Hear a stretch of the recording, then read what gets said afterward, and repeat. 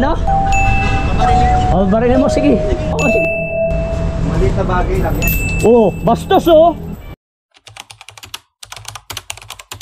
A few moments later. Sisigaw. Masisigaw. Ano? Pabarilin. Oh, barilin mo, sige. Record ka sa akin. Post kita, visit ka. Sige sir, kausapin nyo na lang sir. Babarilin pa raw ako, bantay mo pa ako ha. Sir, kausapin mo na lang sa messenger sir.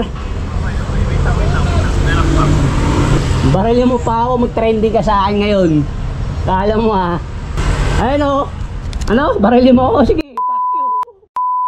Ano yun mo na lang yung ano, singilin mo Hindi, na siya lang. pa ako si Raulo eh. Hindi, singilin Ang mo na ganda-ganda lang ng tanong ko yung sa kanya, di ba? Singilin mo na lang yung nagpaano, yung kausap Eh, pero huwag siya kanina. masasalita ng si Kasi Raulo. hahaba lang yan eh. Ang ganda-ganda ng tanong ko, sabi ako si Raulo.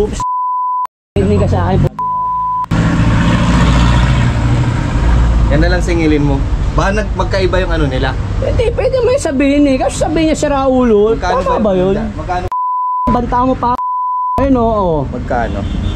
Hindi, magkano yung ano sa Ayun na 233 nga, lukuhin ko pa ba? Sino nagpabook ito? Siya?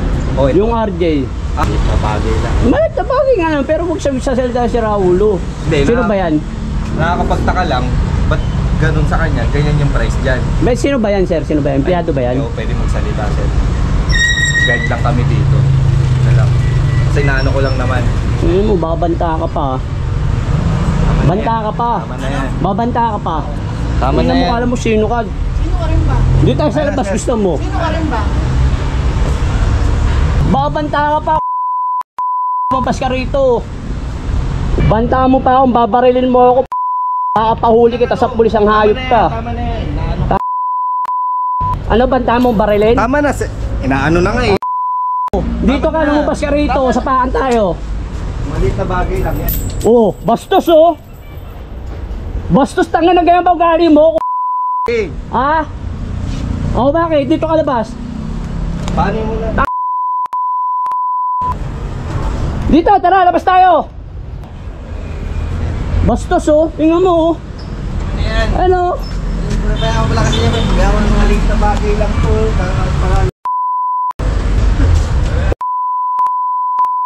Tangami tayo. Bastos ka. Tama na.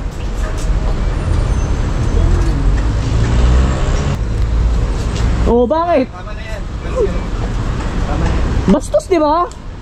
Eh, pag ano eh. Yan, magte-trending ka. Tignan mo ha.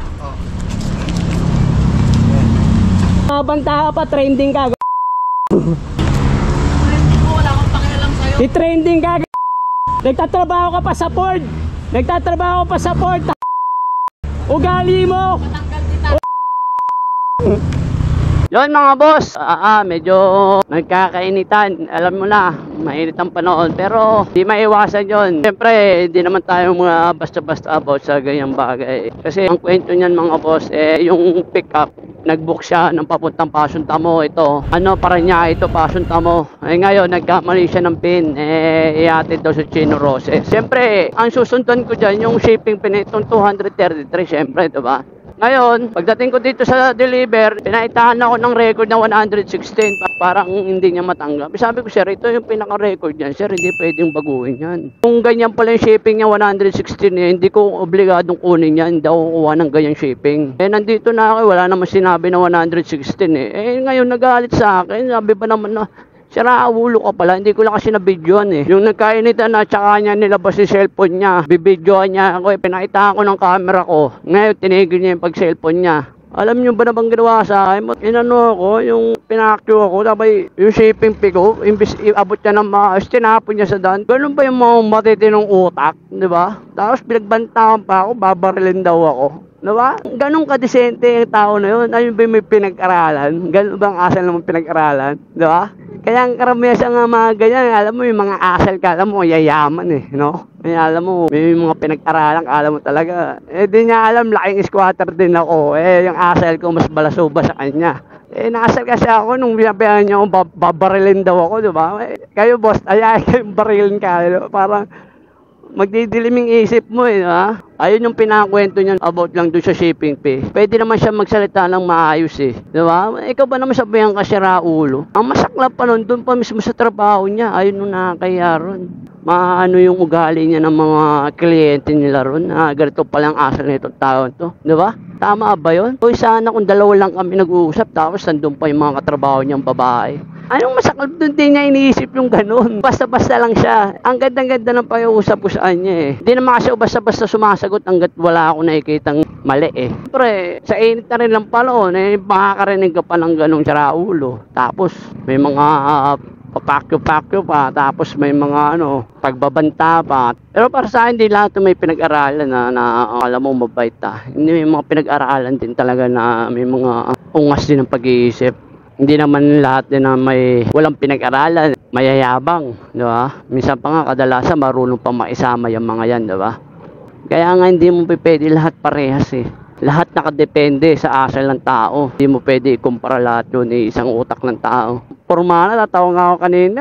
Ba't kailangan niya mag-asal ganun, di ba? Anong patingin niya sa akin? Hindi ko siya papatulan. Grabe yun, grabe yung asal na yun.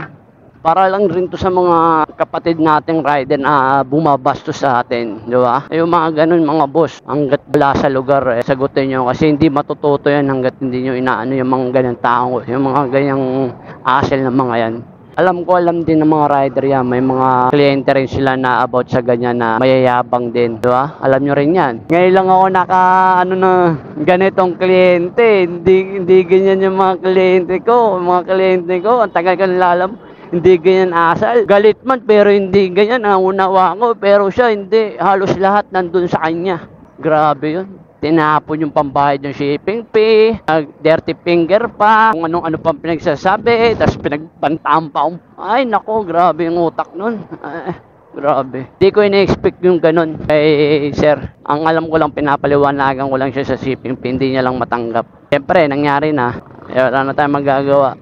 For safety ko lang din kasi nabayan niya ako, babarilin niya daw ako eh. Nagulat ako, pumunta ron kasi sa may pinakalabi niya, di ba? Di natin masabi, di natin kabisado kung pabiruman yan o seryoso, di ba? Baka bigla na lang bumunot, kaya nakalisto rin ako kaya nakarecord ako Sabi iniintay ko baka may dalang bag mahirap na rin, di ba? Kaya yun mga boss, syempre ingat-ingat pa rin. May mga ganun talagang tao. Unawain mo lang yung mga ganun tao. Hindi na ako nakapagtempe nakasar na ako sa kanya. Papatulang ko talaga siya. Hindi naman kasi ako bara-bara pagdating sa mga ganyan mga boss. Hanggat wala sa akin pinapaitang mali, hindi ko inaano yung tao. Hindi na ako nakapagtempe, nasagot ko na kasi lalong nagdilim yung paningin ko yung babarilin daw niya ako. Walang problema yun, napakamalit na bagay sa akin yun. Hindi na big deal sa akin yun. Sa akin niya na kaya lang ang dami niyang katrabaho na ikinig sa kanya. Diba? Habang buhay siyang kahiyan yun. Yun lang mga boss, pali sa mga kapatid natin rider, mag-ingat kayo lagi. Alam nyo na kailangan natin ng tubig. Maraming tubig para makarecover tayo dito sa init. Yun lang, maraming po salamat!